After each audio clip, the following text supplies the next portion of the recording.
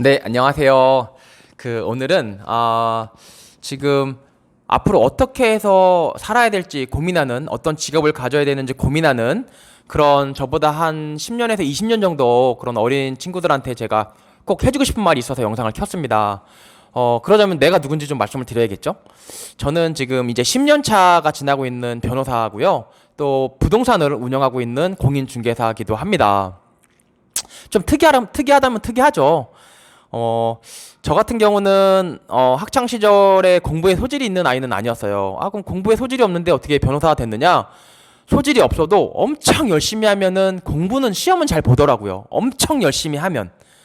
그러니까는 저는 공부에는 되게 소질이 없었고 저는 오히려 축구 좋아했고요. 농구 좋아했고요. 뭐 씨름 같은 거 되게 잘했어요. 막 그 학교에서 제가 나온 학교에서 씨름 왕, 전교에서 씨름 왕이었을 정도로 물론 어렸을 때 일이지만 되게 좀 몸이 날랜 그런 편이었습니다. 몸이 빠르고요. 그래서 공부 같은 경우는 진짜 이만큼 공부해도 성적은 딱 그냥 한 만큼만 올랐던 스타일이고 뭐 운동은 이만큼 해도 남들보다 이만큼 더 성과가 나왔고 그랬었죠. 근데 이제 저희가 압구정동에 있는 고등학교를 나왔는데 그때 보면 선생님들이 항상 그랬어요.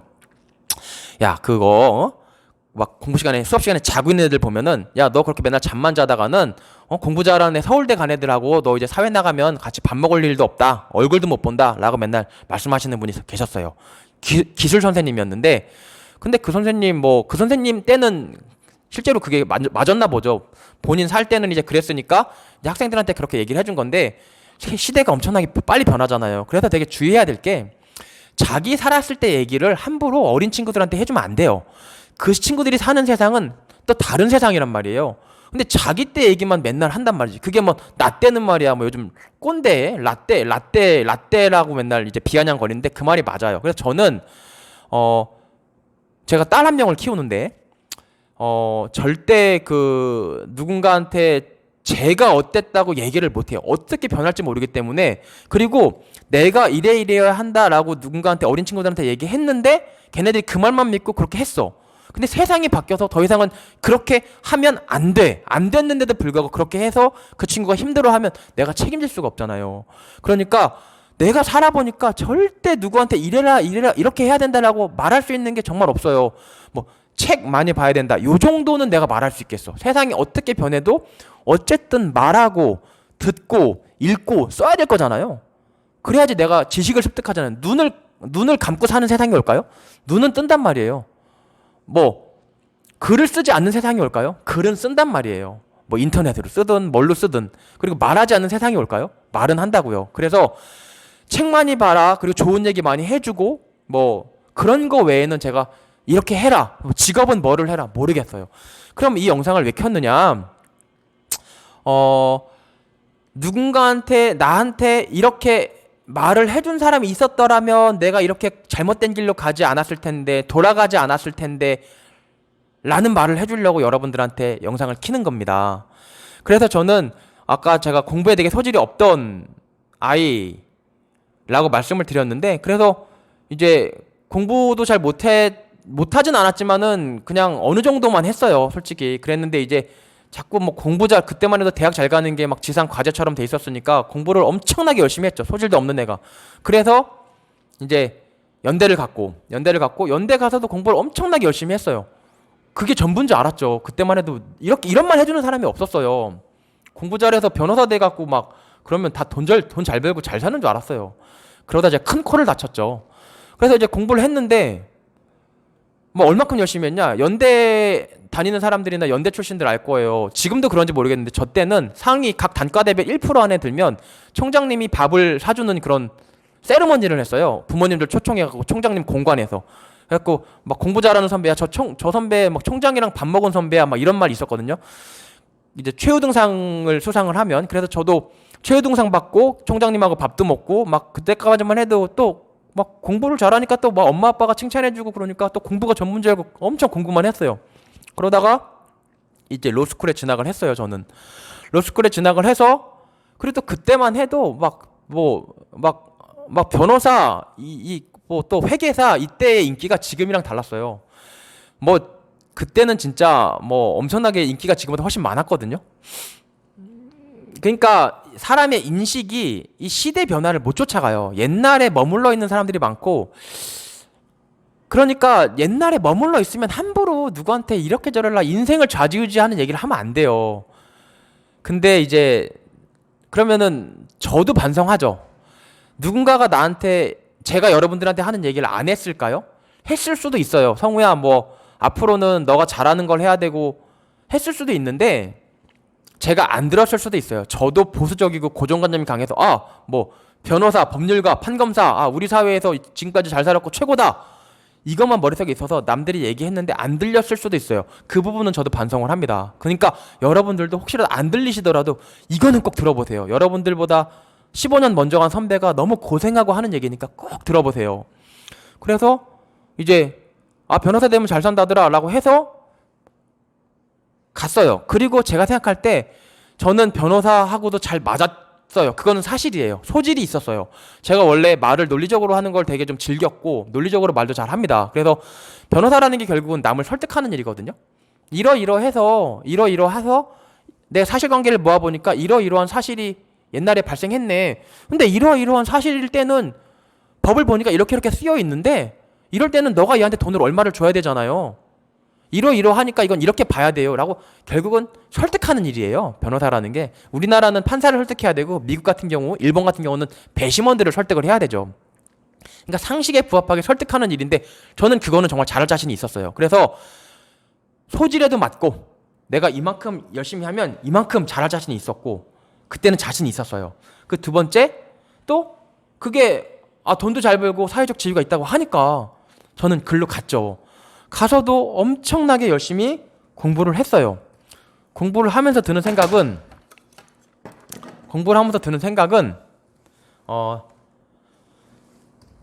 법에는 진리가 없어요. 법은요, 아무리 연구를 해도 그냥 솔직히 말씀드리면 말장난 같아요. 그리고 좀 강하게 얘기하면 말장난이라고 저는 말장난, 말로 뭐 장난까지는 아닌데 막 연구해가지고 그거에 막 깊은 의미를 내가 깨우치고 막 혼자 희열을 느끼고 좋아하면서 막 책을 쓰고 이럴 가치가 있는 학문이 아니에요. 차라리 페니실린을 만든 푸른 곰팡이 발견하는 거, 그거는 사람들이 다 살리잖아요. 난 그런 건 진짜 가치가 있는데 법을 막 연구를 하고 내 인생을 바쳐 법학자가 된다?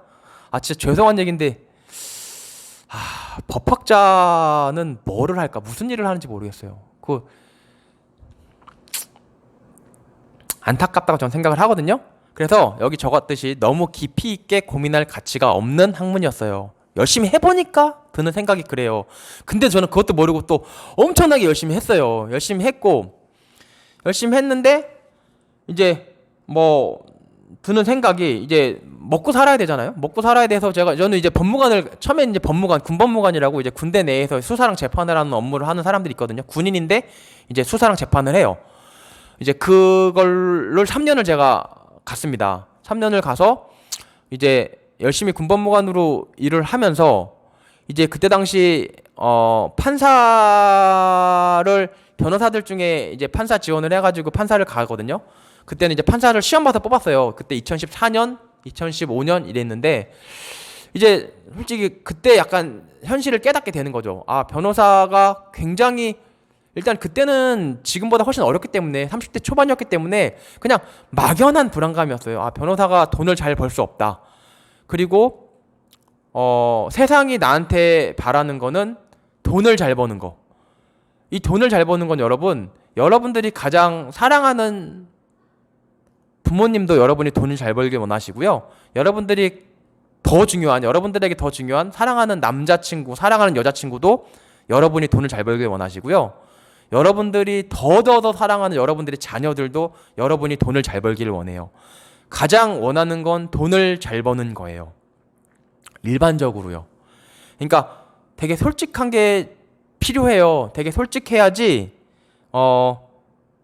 문제가 좀 더 뚜렷해지고 여러분들이 무슨 일을 할지 어떻게 해야 되는지가 답이 나옵니다. 나 돈 없이 이렇게 뭐 나를 사랑해달라. 특히 남녀관계에 있어서 그게 될까요? 천만에요. 그거 절대 안 돼요. 이혼도요, 결국 돈 없으면 다 이혼합니다.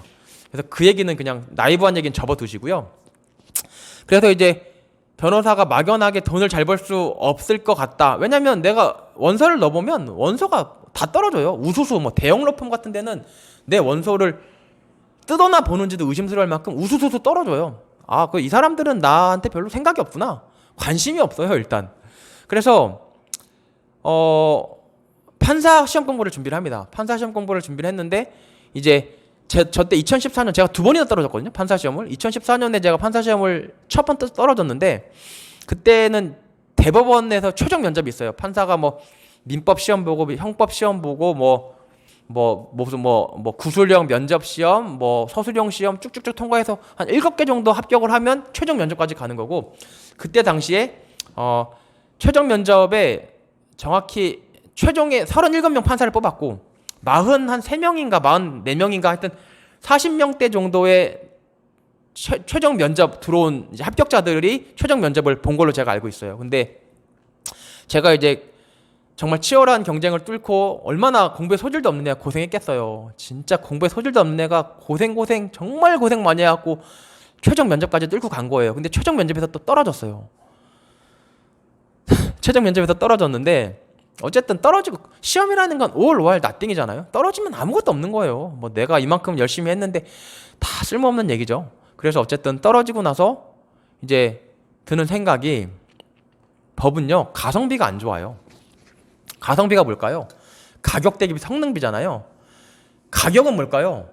내가 열심히 그 꼬라박은 시간, 공부할 때 들어간 시간, 겁나 내 건강 다 버리면서 판사 된다고 엄청 공부했죠.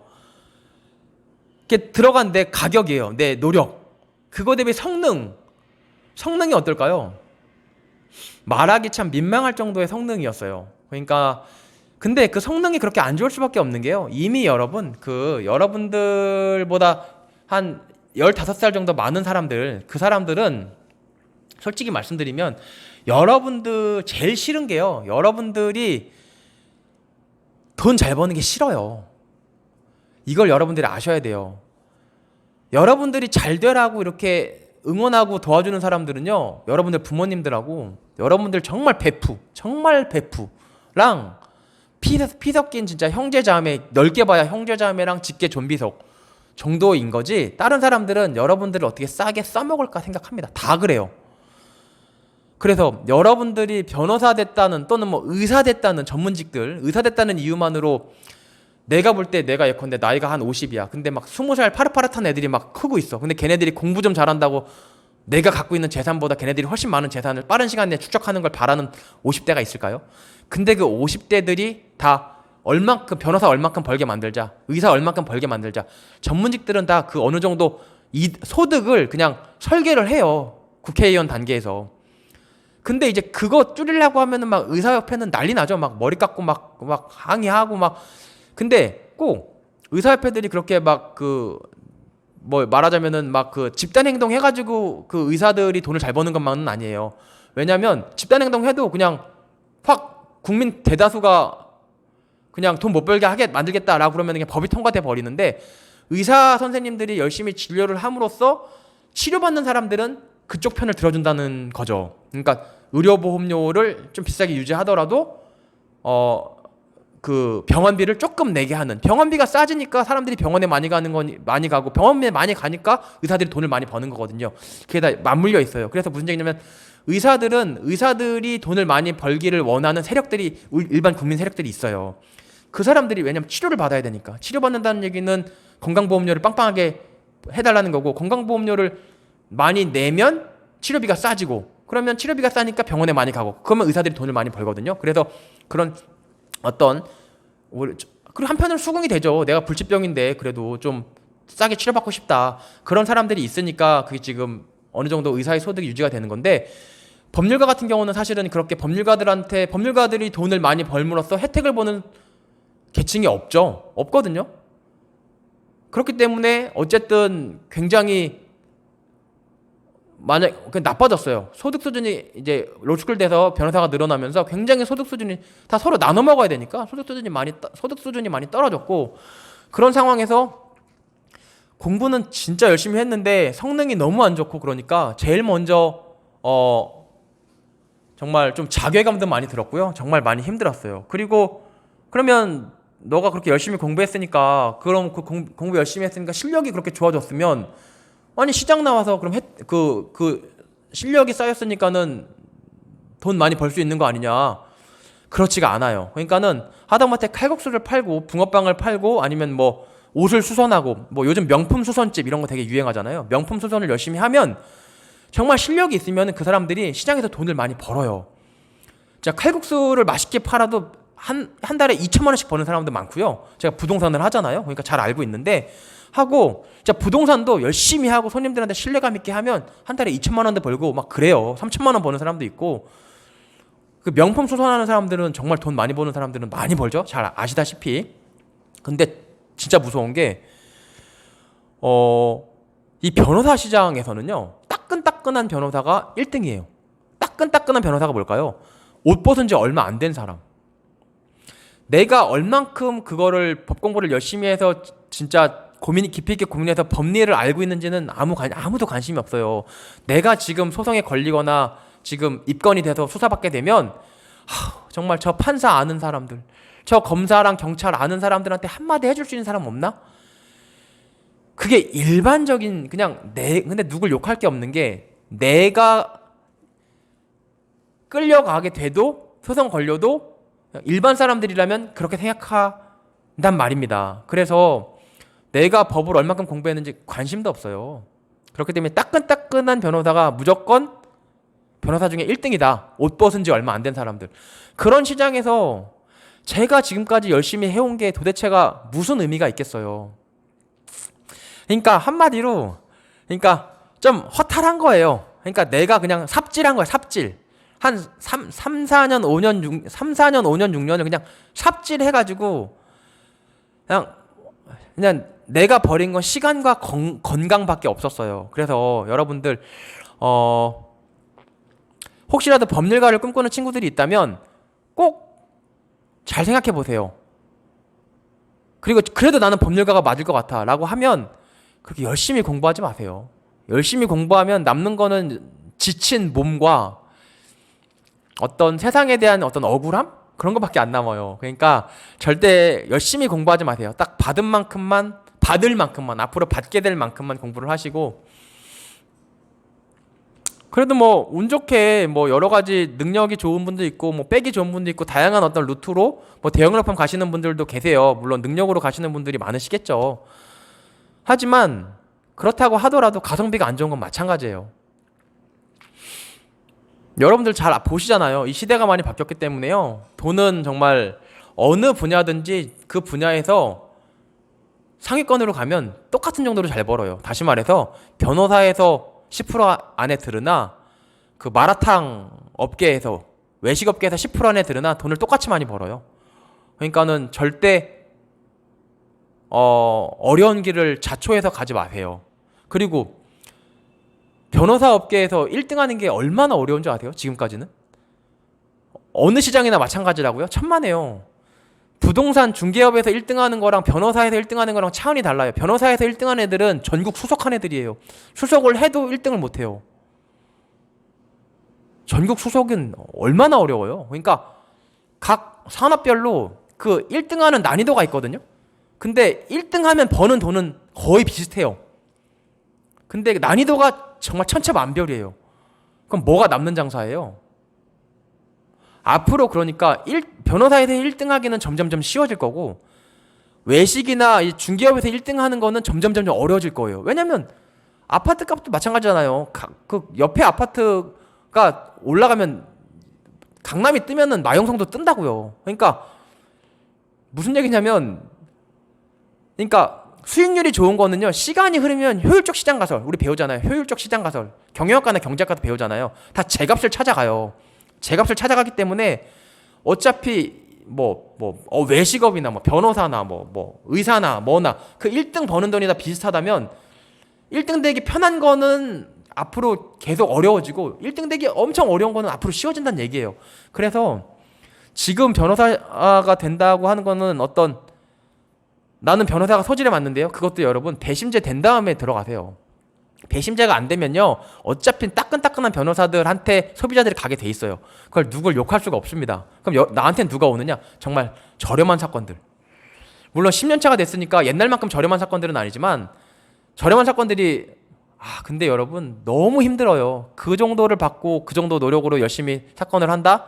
그게 어렵거든요. 그래서 제가 여러분들 드리는 말씀은 법률 시장은 앞으로 지금 가시더라도 너무 힘들게 공부하지 마시고, 왜냐면 그래야지 이게 억울하지가 않거든요. 그렇게 하시고, 만약에 내가 막 설득하고 논리적으로 말하고 이러는 거랑 잘 안 맞아, 그러면은 더더욱 가지 마세요. 그리고 그런 거랑 잘 맞아도 가시려면 아까 말씀드렸듯이 배심제가 된 다음에 가시든지. 근데 배심제가 앞으로 뭐 빠른 시간에 안 되겠죠.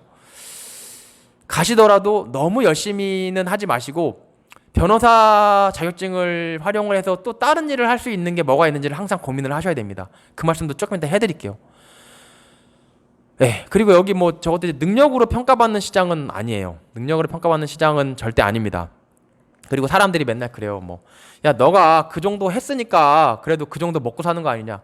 근데 웃긴 게 내가 얼만큼 열심히 공부했는지도 몰라요. 옆에서 보지도 않고는 그냥, 야, 너가 그만큼 했으니까 그나마 그렇게 먹고 사는 거야. 원래 남들은요, 여러분들이 얼만큼 치열하게 살아왔는지 관심도 없고 알 수도 없습니다. 인생은 그냥 독고다이 혼자 가는 거예요. 그 정도 했으니까 이 정도가 얼마인지. 뭐 나이 많은 사람들이 그러죠. 야, 우리 때는 더 힘들었어. 천만에요. 우리들이 지금 저도 밑에 친구들이, 나이보다 어린 친구들이 얼만큼 치열했는지 알 것 같아요. 점점점 치열해져 왔으니까. 근데 뭐 모르면서, 야, 너 정도 했으니까 그나마 뭐 월 한 300 버는 거야. 그 말이 얼만큼 그 사람한테 상처가 되는 말인지, 함부로 해서는 안 되는 말인지 저는 잘 알고 있습니다. 저는 그런 말씀 안 드려요. 그리고 또 얘기를 해보면, 그럼 어떻게 되느냐? 잘하는 거를 계속 하세요.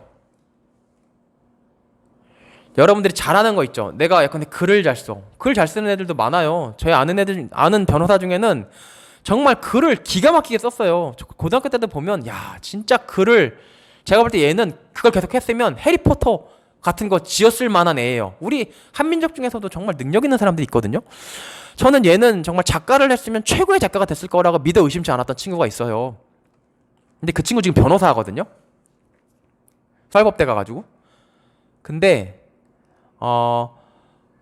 안타깝죠. 왜냐면 그 친구가 일단 행복하지가 않고요. 우리 사회로 봐도 손실이에요.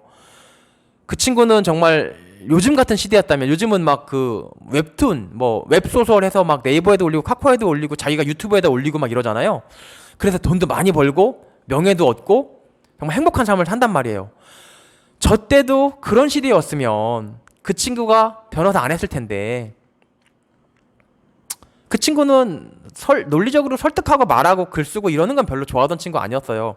되게 상상하는 거를 즐겼고, 항상 뭐 오페라 같은 거 또는 연극 같은 거 보는 거 좋아했고, 소설책 읽는 거 좋아했고, 대화하다 보면 정말 저도 그 친구와 함께 상상의 나래를 펼칠 수 있었던 그런 친구였단 말이에요. 그래서 여러분들한테 드리고 싶은 말씀은, 여러분들이 잘하는 게 있으면 그걸 계속 하세요. 그리고 인터넷에 뿌리세요. 요즘은 정말 인터넷이 너무 좋아서 여러분들의 능력을 인터넷에 올리면 그 능력을 알아봐주는 사람들이 있는 세상이에요. 얼마나 행복한 일이에요. 저 때만 해도 그런 게 없었어요. 그리고 저는, 변호사는 지금도 그런 일이 없을 거예요. 제가 아무리 법을 열심히 공부해서 법에 대해서 깨우친들, 나한테 돈을 주는 소비자들은 관심이 없다니까요. 아니, 법리를 아무리 말한들 무슨 의미가 있어요. 그렇다고 판사들이 그러면 법리를 꼼꼼하게 봐주느냐? 사실 그렇지도 않아요. 그래서 참 어떻게 보면 이 법률가라는 직업으로 오는 거에 대해서 저는 지금은 오지 마시라. 너무 고생하고, 아예 고생 안 하고 변호사가 되려고 맘먹으면 되는데, 또 그렇다고 내 직업이 변호사고 내 직업이 법률가인데 막 법률가 되려고 하면서 공부를 뭐 가성비 좋게 공부를 조금만 해서 겨우 합격만 해가지고 뭐 3,400만 원 벌어야지, 이렇게 하는 거는 좀 안 맞잖아요. 그쵸? 내 인생이 있는데 내 인생은 소중하잖아. 한 번밖에 없잖아요. 그러니까 그렇게 할 수는 없고 제대로 법률가가 열심히 되려고 오기에는 여러분들을 공부했다는 거 알아주는 사람이 아무도 없어요. 그리고 일단 그렇기 때문에 돈을 못 벌어요. 억울해요. 그래서 저는 안 왔으면 좋겠다. 잘하는 게 있으면 그럼 저는 잘하는 게 아무것도 없는데요. 그런 사람들 있어요. 그런 사람들 취직하세요. 잘하는 게 없는 게 당연한 건 게 5천만이 태어나면 잘하는 게 있는 사람들도 있고 잘하는 게 없는 사람들도 있어요. 그나마 잘하는 것, 자기가 이것저것 중에 그나마 잘하는 거 그거를 하시는데 그래도 그나마 잘하는 것 정도보다 그거 잘하는 사람들이 엄청 많아. 그럼 또 안 되거든요. 그런 분들은요. 취직을 빨리 하세요. 아니면은 공무원 시험 준비를 열심히 하시는 것도 제가 볼 때는 방법입니다. 근데 이렇게 말씀드리면 제가 뭐 공무원 비하 절대 아니에요. 저도 공무원이 엄청 되고 싶었던 사람이에요. 진심으로. 그러니까 비하하는 거 오해하시면 안 돼요. 근데 이제 왜냐면 공무원은 그렇잖아요. 뭐 뭔가를 특별하게 잘하는 사람만 공무원을 하는 게 말이 안 되잖아요. 공무 담임권 누구라도 공무원을 할 수가 있는 거거든요. 그러니까 공무원은 내가 막 특별히 뭘 잘해야만 할 수 있는 게 아니에요. 특별히 잘하는 게 없어도 할 수 있게 업무를 만들어 놨어요. 그래야지 누군가한테 공평하게 공무 담임권이 보장이 되잖아요. 말컨대 피아노를 엄청 잘 쳐야만 공무원이 할 수 있어. 그런 공무원은 없어요. 그러니까 정말 내가 정말 잘하는 게 없는 것 같아요. 그러면 공무원을 하시면 좋습니다.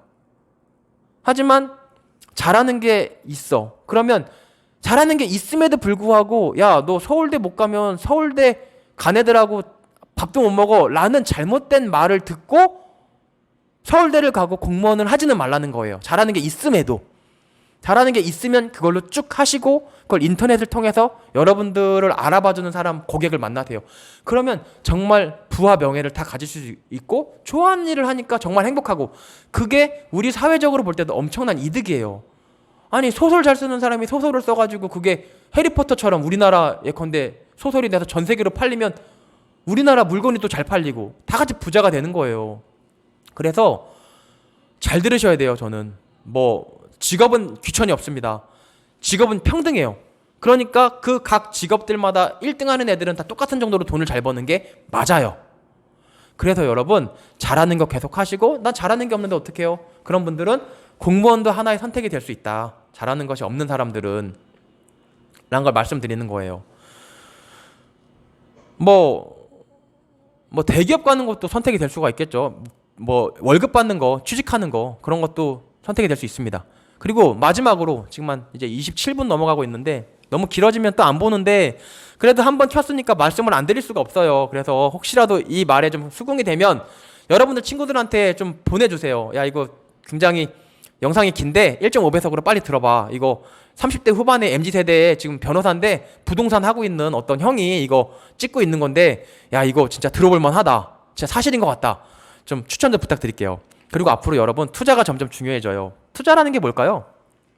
돈을 넣고 예컨대 500만 원 넣었어. 그럼 1000만 원 벌었어. 그러니까 돈 넣고 돈 먹기가 투자예요. 돈 500만 원 넣고 1000만 원 받아. 돈 먹었어. 그게 투자거든요. 돈 넣고 돈 먹기 나쁘다. 나쁘지 않아요. 그게 왜 나빠요? 지금 다 돈 넣고 돈 먹기를 하고 이건 투자 회사가 여의도 가면 다 투자 회사죠. 그럼 그게 더 나쁜가요? 나쁘지 않잖아요. 이걸 터부시하면 안 되고요. 투자가 점점 중요한 시대가 되는데 그러면 왜 돈 넣고 돈 먹는 게 왜 중요해요? 옛날엔 안 중요했는데 지금부터 중요한 거예요? 옛날에도 중요했어요. 근데 우리 부모님 세대도 중요했어요. 투자는. 결국 옛날에 강남 아파트 사가지고 아파트값 많이 올랐다는 사람들 다 투자한 사람들이잖아요.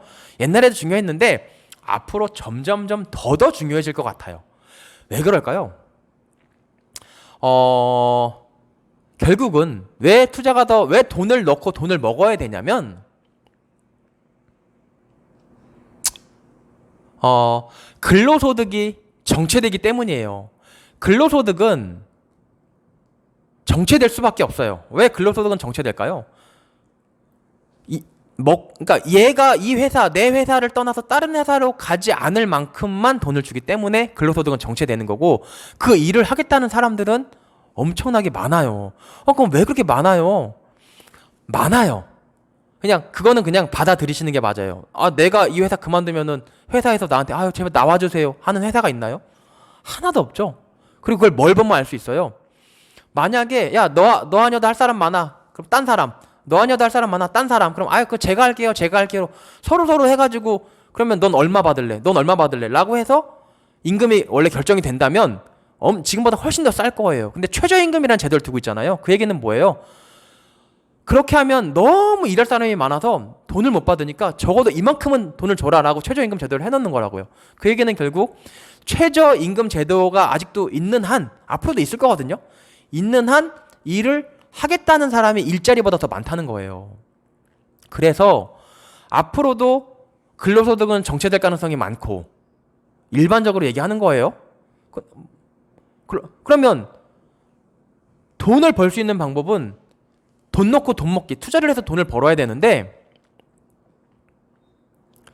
점점 우리가 돈을 열심히 벌어서 은행에 돈을 넣잖아요. 그럼 그 은행은 뭐 다음에 한번 말씀을 드릴 수도 있겠지만 그 돈을 또 누구한테 빌려주고 또 빌려주고 이 대출 계속 돈을 빌려줌으로 해서 돈의 양이 늘어나요. 이것도 제가 다시 한번 제가 말씀 한번 드릴 기회가 있을 거예요. 쉽게 돈이 늘어나면 내가 갖고 있는 돈은 점점 돈의 가치가 없어지고 이 돈을 대출 받아 가지고 어떤 물건을 산 사람들, 아파트가 됐든 이런 물건을 산 사람들이 계속 이 아파트를 살려고 사람들이 돈을 대출 받아서 계속 이 아파트 계속 주세요 하니까 아파트 값이 계속 올라가고 내가 갖고 있는 현찰의 가치는 계속 떨어지는 거예요. 그래서 어떤 아파트 현물에다가는 돈을 심어놔야, 돈을 묻어놔야 이 아파트가 계속 올라요. 이 아파트가 오르는 이 원동력의 원천은 내가 열심히 노동을 해서 은행에다 저금해 놓은 거예요. 그러니까 은행에다 저금해 놓으면 은행이 또 이걸 남들한테 빌려줘가지고 이 빌려줄 때 아파트 값이 오른단 말이에요. 우리가 대출받아 아파트를 사니까. 근데 이 빌려줄 수 있는 게 가능한 게 내가 열심히 노동소득해서 돈을 저축해 놓은 게 그걸 빌려준단 말이에요, 은행이. 이게 무슨 얘기예요? 내가 열심히 돈을 번 거를 가지고 딴 놈이 돈을 버는 거야. 대출 받은 놈이. 이미 대출 받아서 아파트를 갖고 있는 놈이 돈을 버는 거고 이 돈이 계속 아파트 값이 올라가면서 이 현금 가치, 내가 갖고 있는 돈은 막 가치가 떨어져요. 그러니까 투자를 하지 않으면 남 좋은 일 시키는 거예요. 내 돈으로 딴 놈이 돈을 벌어. 내 돈으로 내 노동 열심히 막 쿠사리 먹어가면서 번 돈으로 딴 놈이 돈을 벌어요. 얼마나 환장할 노릇이에요. 내 돈으로 내가 돈을 벌어야지. 아니면 딴 놈이 열심히 번 돈으로, 딴 놈이 열심히 쿠사리 먹으면서 번 돈으로 내가 돈을 벌어야지. 아니면 나도 돈을 벌고 얘도 돈을 벌든지. 최소한 내 돈으로 얘가 돈을 벌면 안 되잖아요. 내 노동력으로. 그래서 그러면 이런 의문이 들죠. 그럼 과거에는 내가 번 돈으로 딴 놈이 돈을 벌지 않았냐? 과거에도 내가 번 돈으로 딴 놈이 돈을, 내가 은행에다가 넣어놓은 돈으로 딴 놈이 대출 받아서 그걸로 아파트를 사서 아파트 값이 오르고 내가 가진 돈 가치는 떨어지고 이 아파트는 오르면서 내 돈으로 대출 받아 아파트를 산 놈이 돈을 버는 거, 내 부가 얘한테 이전되는 거, 대출받은 애한테 이전되는 거, 이거 과거에는 없었어요? 과거에도 있었잖아요. 과거에도 있었으면은 과거에도 투자가 중요했지 왜 지금이 투자가 더 중요해진다고 하세요? 아주 좋은 질문인데요. 과거에도 있었어요. 있었지만 지금만큼 진짜 대놓고 막 대출받아갖고 투자하고 막 비투 영끌 이러진 않았단 말이에요.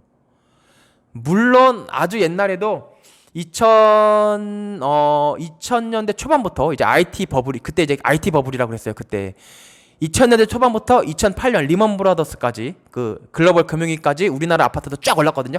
그때 막 대출 받고 막 그래서 막 샀어요. 그래도 지금처럼 막 대출 받으려고 해서 대출 규제하고 이 정도는 아니었단 말이에요. 그래서 지금은 대출 받아갖고 막 아파트가 막 오르고 이 정도는 아니었기 때문에 그때보다 지금이 투자가 더 중요해진다고 얘기를 하는 거예요. 하지만 메커니즘은 그때나 지금이나 똑같아요. 투자는 더 그때나 지금이나 중요하지만 점점 더 중요해지고 있다. 왜? 이런 메커니즘이 강화됨으로써 내가 열심히 벌었어, 은행에 넣어놨어, 누군가가 대출받아서 아파트를 미리 샀어. 그럼 또 대출받아, 누구도 대출받아, 계속 아파트 값은 올라. 그럼 이 대출받은 돈은 결국 내가 열심히 번 내 소득이야. 이 개념이요. 그러면 투자가 중요한 이유 설명드렸어요. 투자가 그래서 중요해요. 근데 잘 봐세요. 시간이 계속 가고 있는데 기승전, 깔때기, 기승전부, 이거 뭔 얘기일까요? 깔때기라는 거예요. 막 돈이 막 내가 번 돈 넣어놓으면 그 돈 갖고 또 누가 대출 받아갖고 또 아파트 사고, 또 누군가가 돈 벌어서 은행에 넣어놓으면 또 대출 받아서 아파트 사고 해서 막 돈이 많아져요. 그러면 아파트 값이 오르고 돈 갖고 있는 사람만 손해야. 열심히 일하는 사람만 바보가 되는 거야. 그러니까 투자를 꼭 하라는 거예요. 열심히 일하지 말라는 게 아니에요. 일도 하면서 투자도 하라는 거예요. 그럼 어디다 투자? 돈 넣고 돈 먹기라면서요. 어디다 돈을 넣어야 되느냐? 깔때기. 이 돈이 깔때기가 이렇게 생겼잖아요. 돈이 어디로 모일까요? 돈은요, 깔때기처럼 모이는데요, 기승전부예요. 부동산으로 모이게 돼 있어요. 이거는 제가 경험을 통해서 알게 된 건데요. 이제 부동산을 하다 보면 이제 비트코인으로 돈을 많이 번 젊은 친구들도 아파트를 사러 오고, 상가도 사러 오고, 주식으로 돈 많이 번 사람들, 상장해서 떼돈 번 사람들, 그 사람들이 30억, 40억 되는 아파트 사러 와요. 제 고객님들 중에도 있거든요. 그 사람들 보면 뭘 알 수 있냐면, 그리고 코인에서 돈 많이 번 애들 단톡방이 있어요. 그러니까 70억, 80억 이번에 뭐 바이든 되면 오른다고 했는데 바이든 돼가지고 미국 나스닥이 확 오르면서 코스닥이 그 코인이 나스닥 지수를 따라간다고 믿거든요. 그 사람들은. 그래서 그 코인 지수도 아니나 다를까 확 올라가지고 돈을 70억, 80억, 막 140억씩 번 단톡방이 있어요. 그 사람들이 모여 있는 단톡방에 보면 그 사람들 다 지금 뭐 메디컬 빌딩 살까 아니면 뭐 강남에 압구정 아파트 뭐 한남 더일 살까 막 지금 다 그러고 있단 말이에요. 이게 무슨 얘기예요? 기승전부. 어디서 돈을 벌었던 부동산으로 또 가요. 그러니까 투자를 해서 돈 넣고 돈을 먹으면 그 돈이 또 부동산으로 간단 말이에요. 그럼 그 부동산이 또 오른단 말이에요. 그러니까 결국은 부동산 갖고 있으면 걔네들이 열심히 투자해서 번 돈이 또 나한테 오는 거예요. 그래서 그러면 결국 부동산으로 돈이 몰린다. 이거는 제가 볼 때 동서고금을 막론하고 이쯤 되면 진리인 것 같아요. 이쯤 되면 진리야. 물론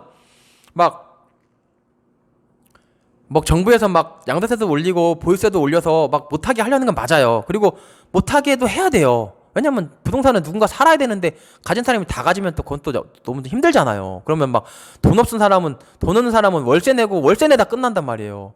그거는 우리 사회는 함께 살아야 되니까 어느 정도 그렇게 규제하는 거는 맞는데 우리한테 필요한 건 뭐예요? 규제를 하든 안 하든 어쨌든 돈이 부동산으로 몰리니까 부동산으로 가야 된다는 거예요. 그러면 부동산이 뭐길래 그러냐? 투자는요, 여러분, 꼭 필요한데, 우리한테, 인간한테 꼭 필요한데 부족한 거에 소유권을 갖는 거예요. 꼭 빌리는 게 아니에요. 임차권이 아니고 소유권. 사용, 수익, 처분 다 할 수 있는. 내가 쓸 수도 있고, 누구한테 빌려줄 수도 있고, 사용할 수도 있어. 그리고 누구한테 빌려줘. 사용, 수익할 수도 있어. 빌려줘서 월세 받을 수 있어. 그리고 처분, 내가 팔아먹을 수도 있어. 이게 소유권의 3대 권능이거든요. 소유권을 갖는 것. 다시 한번요. 꼭 필요한데, 사는데 필요한데 부족한 것. 의 소유권을 갖는 게 투자예요. 그럼 뭐예요? 그러면 꼭 필요한데 공기. 이거 없으면 당장 죽죠. 꼭 필요해. 꼭 필요한데 그럼 공기를 사면은 돈이 되지 않을까요? 아니에요. 근데 뭐 공급이 부족해서 아파트값 오른다는데 공기는요 꼭 필요하잖아요. 근데 공급이 얼마나 많잖아요. 거기에 답이 있어요. 꼭 필요한데 부족해야 돼요. 공기는 꼭 필요한데 부족하지가 않아요. 엄청나게 만약에 공기가 부족해져서 막 강남 공기는 막 향기가 나. 아니면 맨하탄, 뉴욕의 맨하탄 공기는 마시면 오래 살아. 그러면 아마 그 공기값이 장난이 아닐 거예요. 그거 살려고. 근데 공기는 어디나 평등하죠. 그러니까 부족하지가 않기 때문에 공기는 무료인 거예요. 꼭 필요한데 부족한 게 뭘까? 내가 막 만들 수 없는 거. 공급이 안 돼. 뭘까? 그거를 따져보세요. 그럼 결국은요, 뭐냐면요. 땅이에요. 공급이 필요한데 부족한 것? 내가 만들 수 없는 것? 공급이 부족한데 건물? 공급이 꼭 필요하죠. 건물도 살아야 되니까. 땅만 가지고 필요가 없어요. 땅만 가지고 추워서 얼어 죽어요. 너무 더워서 쪄 죽어요. 땅 위에 서 있어 보세요. 나대지 위에. 건물이 필요하거든요. 근데 건물은 부족한가요? 건물은 금방금방 공급이 돼요. 그리고 강남에 있는 건물이나 강남 아닌 딴 데 있는 건물이나 사실 건물은 똑같아요. 그냥 자재자. 건물도 따지고 보면 자재잖아요. 좋은 자재 쓰면은 강남 건물보다 딴 데 있는 건물이 훨씬 더 좋을 수 있는 거예요. 그래서 건물만 사는 거는 그거는 오를 수가 없어요. 꼭 필요는 한데 부족하지가 않고 만들어낼 수 있어요. 계속. 건물만. 그러니까 근데 건물이랑 땅이랑 보통 붙어 있잖아요. 그러니까는 건물만 사서 들고 다닐 수는 없으니까 사람들이 이제 건물 산다라고 할 때 땅도 같이 사는 개념이니까 이제 건물 하는 거지. 사실 더 그 기전은 땅이다. 그래서 여러분들 제가 여러 가지 말씀드렸지만 꼭 조금 여러분들보다 좀 인생을 15년 동안 살아오면서 지금쯤 인생을 돌이켜 보니까 삽질한 세월이 너무 아쉽고 인생에서 뭐가 중요한지 이제 알겠는 큰 형이 여러분들한테 꼭 좀 드리는 말씀이에요. 그래서 꼭 좀 숙지해서 좀 받아들여졌으면 좋겠고요. 혹시라도 좀 도움이 되셨다면 그래도 좀 구독도 해주시면 제가 이런 얘기도 많이 해드리려고 하고 또 친구들한테도 한번 추천 영상으로 보내주시면 분명히 손해나지 않는다. 제가 자신있게 말씀드릴 수 있을 것 같아요. 네, 그럼 이상입니다.